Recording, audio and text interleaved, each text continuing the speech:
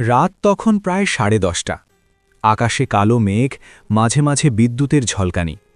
দিল্লি থেকে কলকাতাগামী একটি যাত্রীবাহী বিমান ফ্লাইট নম্বর 721 আকাশে ছুটে চলেছে। বিমানে প্রায় 1000 জন যাত্রী, বাচ্চা, বৃদ্ধ, নারী, পুরুষ, সবাই নিজের নিজের গন্তব্যের স্বপ্নে বিভোর। এই বিমানের এক কোণে জানালার পাশে বসেছিল 12 বছরের এক ছেলে, আর্য। আর্য সাধারণ কোনো বাচ্চা নয়। ছোটবেলা থেকে তার একটাই স্বপ্ন, বিমান চালানো। তার বাবা ছিলেন একজন পাইলট, কিন্তু এক দুর্ঘটনায় বাবাকে হারানোর পর আর্য যেন আরও দৃঢ় হয়ে উঠেছিল। বাবার পুরনো বই, ফ্লাইট সিমুলেটর ভিডিও, নোট সব সে মুখস্থ করে ফেলেছিল। যদিও সে জানত না এই জ্ঞান একদিন এমন ভয়ঙ্কর পরীক্ষার মুখে পড়বে। বিপদের শুরু। হঠাৎ করে বিমানের ভেতর কেঁপে উঠল এক বিকট শব্দ, বুম। যাত্রীরা চিৎকার করে উঠল। একজন এয়ার হোস্টেস দৌড়ে এলেন ককপিটের দিকে।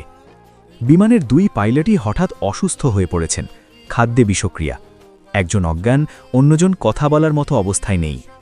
অটো পাইলট চলছে ঠিকই, কিন্তু সামনে আছে এক ভয়ঙ্কর ঝড়, পাহাড়ি এলাকা আর জ্বালানি সীমিত।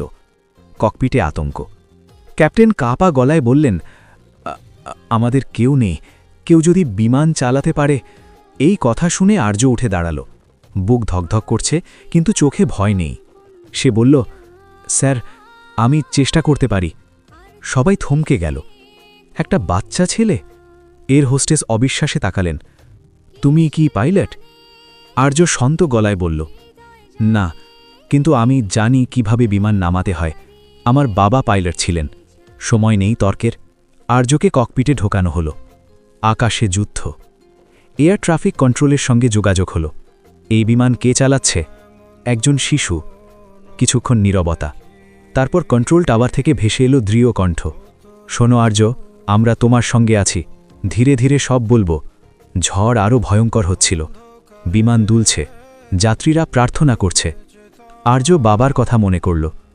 ভয় পেলে কন্ট্রোল ছেড়ে দেবে না, বিমান তোমার ভরসা বোঝে। সে গভীর শ্বাস নিল। জীবনের সবচেয়ে কঠিন অবতরণ। জ্বালানি প্রায় শেষ। সবচেয়ে কাছের এয়ারপোর্ট একটা ছোট সামরিক রানওয়ে।